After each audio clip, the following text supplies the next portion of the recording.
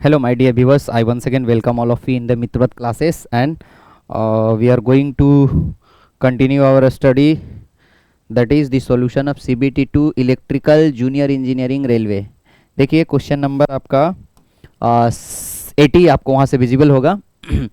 Calculate the equivalent. मैं पढ़ता हूँ और समझा भी देता हूँ आपको क्वेश्चन क्या पूछा है और हम लोग को सोल्व कैसे करना है इसको. ठीक है. Calculate the equivalent capacitance in microfarad between the point A and B. A और बी के बीच में हम लोग को पूछा. ये पॉइंट बहुत इंपॉर्टेंट है. देखिए कभी सी और डी के बीच में पूछ देगा, कभी सी और डी के बीच में पूछ देगा. तो ऐसा नहीं कि क्वेश्चन देखे और सीधा बनाना चालू करिए. किस किस के बीच में पूछा गया वो दोनों टर्मिनल को देखना ज़रूरी है. ठीक है, दो नोड जहाँ से पूछा जा रहा है उसको देखना ज़रूरी है. तो अब आप आइए इसमें, कहाँ क्वेश्चन में. देखिए क्या है, ये बैलेंस ब्यूटेस्टोन ब्रिज. अगर आप लोग को दिख रहा है तो ठीक, और नहीं दिख रहा है तो मैं बता देता हूँ. इसको क्रॉस मल्टीप्लाई कर दीजिए ऐसे ऐसे. अगर बराबर 10 5 50 और 10 और 5 50, तो 50 50 है तो ये बैलेंस है. अब है कि बैलेंस का मतलब क्या होता है, इसको क्या याद करेंगे, रटेंगे नहीं, याद और रटना नहीं है. देखिए क्या है, ऐसा एक सर्किट है. ठीक है, इसमें क्या होगा, ये बैटरी यहाँ से करंट सप्लाई करेगा. करंट सप्लाई करेगा तो यहाँ के दो भाग में बटेगा करंट. यहाँ से दो भाग बटने के बाद करंट इधर आएगा और यहाँ पे आके इधर बटेगा, इधर बटेगा, इधर, मतलब यहाँ पे आके दो भाग में बटेगा. यहाँ से करंट दो भाग में बट सकता है, यहाँ से. ठीक है, यहाँ से भी दो भाग में बट सकता है. तो होगा क्या कि जब कभी भी जो अभी क्रॉस मल्टीप्लाई किए थे ना 5 इंटू 1050, 5 इंटू 1050, जब ऐसा हो जाता है ना तो होता क्या ऑटोमेटिक कि ये C का पोटेंशियल और D का पोटेंशियल सेम हो जाता है. आप KVL KCL लगाइएगा आपको दिख जाएगा. तो जब सेम हो जाएगा कोई भी इलेक्ट्रिकल में दो पॉइंट का बीच का जो पोटेंशियल डिफरेंस है वो जीरो हो जाएगा. Same potential means potential difference zero. Same means 10 10, तो 10 10 का डिफरेंस जीरो होगा. तो अगर यहाँ का भी 10 वोल्ट या 15 वोल्ट हो जाए, यहाँ का भी 15 वोल्ट हो जाए, तो डिफरेंस क्या हो जाएगा, जीरो. जब भी कभी डिफरेंस पोटेंशियल डिफरेंस जीरो हो जाए किसी दो पॉइंट के बीच में इलेक्ट्रिकल सर्किट में, तो वहाँ कोई करंट पास नहीं करेगा. तो नहीं करेगा तो इसको ओपन सर्किट. जब कभी कोई इलेक्ट्रिकल सर्किट में करंट नहीं पास करता है, that will be treated as a open circuit. तो बेसिकली है क्या कि ये ओपन सर्किट ट्रीट किया जाएगा. क्यों किया जाएगा, उसका कंडीशन है कि क्रॉस मल्टीप्लाई करने पर अगर सेम आ रहा है वैल्यू तो ये ओपन हो जाएगा सर्किट ऑटोमेटिक. रखिएगा तब भी उसका कोई फायदा नहीं, उसमें करंट जाएगा ही नहीं. तो अब हमारा सर्किट बिल्कुल ऐसा बचा, बीच में करंट जाएगा ही नहीं, क्योंकि सी और डी का पोटेंशियल बराबर हो जाता है जब भी कंडीशन ये क्रॉस मल्टीप्लिकेशन बराबर होता है, ए और बी. ठीक है, ये 100 वोल्ट है.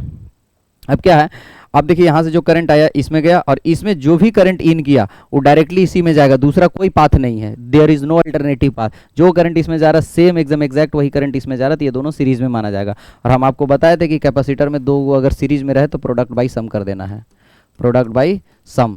तो 3 तो 10/3 आ गया. नीचे भी वही आएगा, सेम वैल्यू है तो 10/3. अब 10/3 10/3 समझ में आ गया. अब क्या आ गया, ऐसा आ गया 10/3 ऊपर और 10/3 नीचे. और ये पॉइंट को मत भूलिएगा, ये ए है और ये बी है, ये मत भूल जाइएगा, नहीं तो क्वेश्चन ही आंसर ही सारा गलत हो जाए. जिसके बीच में पूछ रहा है उसको हमेशा ऐसा ही रखना, अनअल्टर्ड. 10/3 माइक्रोफेराड और 10/3 माइक्रोफेराड. और बोले थे आपको कि दो अगर कैपेसिटर पैरेलल में तो डायरेक्टली ऐड कर दीजिए. तो 10/3 प्लस 10/3 तो 20/3. 20/3 मतलब क्या हो गया, 6.7. 20/3 का मतलब. ठीक है, तो ये आंसर है, ये इंपॉर्टेंट है. और senior section engineer RRB Chandigarh में पूछा हुआ है तो ये हमारे लिए और इंपॉर्टेंट हो जाता है. ठीक है, अच्छा इसके बाद भी अगर बैलेंस ब्यूटेस्टोन ब्रिज में किसी को इशू हो तो आप मुझे कमेंट सेक्शन में पूछिएगा, मैं इसको फिर पूरे डिटेल में समझाऊंगा. फिर अगर डेरिवेशन का जरूरत होगा तो बोलिएगा, मैं डेराइव भी कर दूंगा. Very good. देखिए इसको बहुत बढ़िया से डिस्कस किया गया था.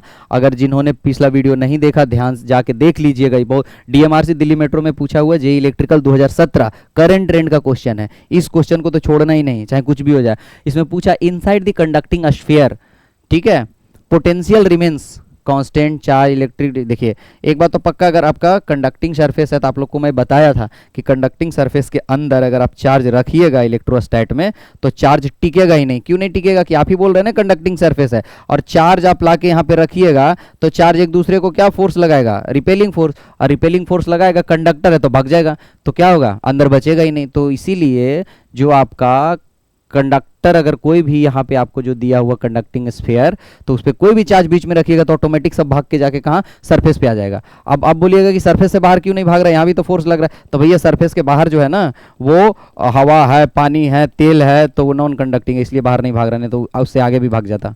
जब ये बॉर्डर तक भाग गया तो बॉर्डर से बाहर क्यों नहीं भाग पाएगा, बिल्कुल चूंकि बाहर में जो है नॉन कंडक्टिंग चीजें हैं इसलिए नहीं भाग पा रहा है. ठीक है, तो अगर ये सब इधर चला गया तो जो अंदर में आपका ये निकालिएगा क्या, अब है कि ओके वेरी गुड, अब तो ये पोटेंशियल पूछा, चार्ज के बारे में पूछा नहीं है, ये पूछा inside the conducting sphere charge, charge तो रहता ही नहीं है, कांस्टेंट चार्ज तो रहेगा ही नहीं, जीरो रहेगा। इलेक्ट्रिक फ्लक्स इंटेंसिटी नहीं रहेगा, वो भी कैंसिल आउट होकर जीरो हो जाता है। क्यों? क्योंकि आप ऐसे देखिए ना, ये फोर्स इस चार्ज पे जितना लगाएगा, ये फोर्स इस पे इतना लगाएगा, कैंसिल, ये जितना लगा रहा है ये इस पे इतना लगा रहा है, कैंसिल, ये जितना इस पे लगा रहा है ये इतना इस पे लगा रहा है, मतलब अपोजिट वाला सब चार्ज एक दूसरे को कैंसिल, तो इलेक्ट्रिक फ्लक्स होगा नहीं। करंट भी अंदर, करंट क्यों होगा, तो हम तो पढ़ रहे हैं ये आपका इलेक्ट्रोस्टैट ना, तो देखिए करंट होगा जब तक चार्ज इधर से उधर भाग रहा है, जब स्टेडी स्टेट में आ जाएगा तो कोई करंट नहीं होगा, तो पोटेंशियल सेम रहेगा, रिमेन्स कांस्टेंट। कैसे देख लेते हैं। तो हमने पढ़ा था, बड़ा अच्छा चीज़ पढ़ा था, आप ध्यान अगर दीजिए, याद होगा आप लोगों को। तो इलेक्ट्रिक फील्ड जीरो हो गया, देखिए इलेक्ट्रिक फील्ड की जीरो हो गया, फोर्स एक दूसरे को कैंसिल कर दिया, तो अंदर में इलेक्ट्रिक फील्ड जीरो, चार्ज ही नहीं तो इलेक्ट्रिक फील्ड क्यों होगा भैया, चार्ज नहीं है तो गॉस लॉ के अनुसार अंदर में फ्लक्स नहीं होगा, फ्लक्स नहीं तो इलेक्ट्रिक फील्ड नहीं है, इलेक्ट्रिक फील्ड नहीं तो फ्लक्स नहीं है। ठीक है, अब क्या हो गया, देखिए इलेक्ट्रिक फील्ड क्या होता था, डीबी वोल्टेज अपॉन डिस्टेंस, ठीक है, मतलब डीबी अपॉन डी आर, यही होता था आपका इलेक्ट्रिक फील्ड। अब बताइए जब इलेक्ट्रिक फील्ड जीरो है, ठीक है, मतलब कि किसी का डिफरेंशिएशन जीरो है, वोल्टेज का डिफरेंशिएशन ही तो इलेक्ट्रिक फील्ड है डिस्टेंस के टर्म में, तो जब अगर वोल्टेज का इलेक्ट्रिक फील्ड जीरो, मतलब कि ऐसा लिख सकते हैं E equal to D V upon D R is equal to zero. तो अगर किसी चीज़ का डिफरेंशिएशन जीरो है, इसका मतलब वो वैल्यू कांस्टेंट है, कांस्टेंट का ही तो डिफरेंशिएशन जीरो होता है। तो एक चीज़ कंफर्म हो गया कि इसके अंदर में जो है पोटेंशियल कांस्टेंट रहेगा, अंदर में पोटेंशियल हर जगह कांस्टेंट है, यहाँ लीजिए, यहाँ लीजिए, यहाँ लीजिए, यहाँ कहीं भी लीजिए। और वो क्यों होता है, उसका अंदर का साइंस अगर किसी को जानना है तो मैथमेटिकल दिख गया हमको कि भैया D V upon D R electric field होता है और अंदर में कोई फ्लक्स है ही नहीं, कोई चार्ज है ही नहीं, तो इलेक्ट्रिक फील्ड जीरो हो गया। तो इलेक्ट्रिक फील्ड जीरो हो गया तो D V upon D R zero हो गया, और D V upon D R zero है, मतलब कि डिफरेंशिएशन ऑफ पोटेंशियल जीरो है, तो पोटेंशियल अंदर में कांस्टेंट होगा, किसी भी कांस्टेंट का ही तो डिफरेंशिएशन जीरो होता है ना।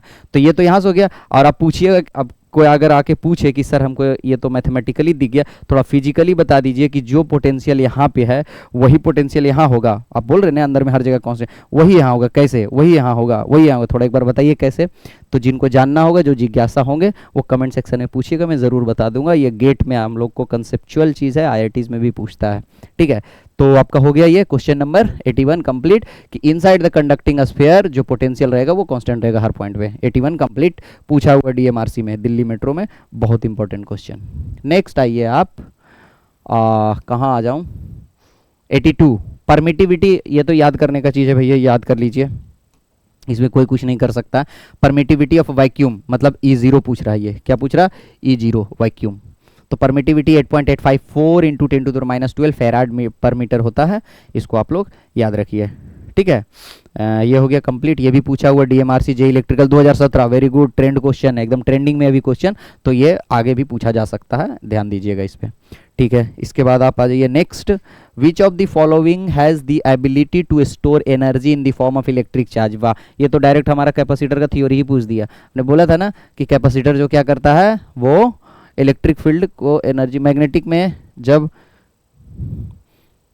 मैग्नेटिक फील्ड में पूछा जाए तो आपका इंडक्टर आएगा, और इलेक्ट्रिक में पूछा जाए तो कैपेसिटर होगा। बताया था ना आपको कि क्यों नहीं इंस्टेंटेनियस वोल्टेज को अलाउ करता है चेंज को, इसका एनर्जी चेंज करने में कुछ समय चाहिए, जो एनर्जी सेव होता है किस फॉर्म में होता है, इलेक्ट्रिक फॉर्म में होता है। तो ये सब डिस्कस किया गया, पिछला वीडियो जाके देख लीजिए। ये 2010 में पूछा गया, RRB Allahabad JEE, important question फिर से। तो ये हो गया आपका question number 83।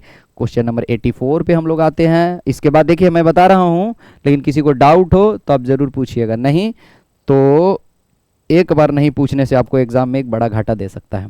In any electric circuit the flow of electron constitutes, देखिए किसी भी इलेक्ट्रिक सर्किट में जो आपका इलेक्ट्रॉन पास करता है वो क्या होता है, करंट को फॉर्म करता है। तो आपका आंसर हो गया एन इलेक्ट्रिक करंट, बी होता है ना। Current is nothing but charge of flow per unit time. तो और चार्ज ऑफ फ्लो, जो चार्ज हमारा वो बेसिकली जो कंडक्टर होता है उसमें क्या होता है, इलेक्ट्रॉन ही होता है, ठीक है। होल्स भी पढ़ेंगे हम लोग, इलेक्ट्रॉन होता है बेसिकली नॉर्मल केसेस में, ठीक है। कहीं कहीं तो आयन भी मूव करता है गैसेस में, तो वो सब बात का बात है, गैसेस वैसेस पढ़ेंगे तो। इलेक्ट्रिक सर्किट बोल रहा है, ठीक है, इलेक्ट्रिक सर्किट बोल रहा है तो इलेक्ट्रॉन होगा। तो ये भी आपका LMRC लखनऊ मेट्रो रेल में पूछा हुआ है, तो ये इंपॉर्टेंट है, और 2016 में पूछा हुआ है, अगेन ट्रेंडिंग क्वेश्चन, ठीक है। तो आपका क्वेश्चन नंबर 84 तक कंप्लीट हो गया। अब हम लोग नेक्स्ट वीडियो में आएंगे 85 से, ठीक है। 85 से हम लोग अब नेक्स्ट वीडियो में आएंगे, तब तक के लिए बाय बाय, थैंक यू।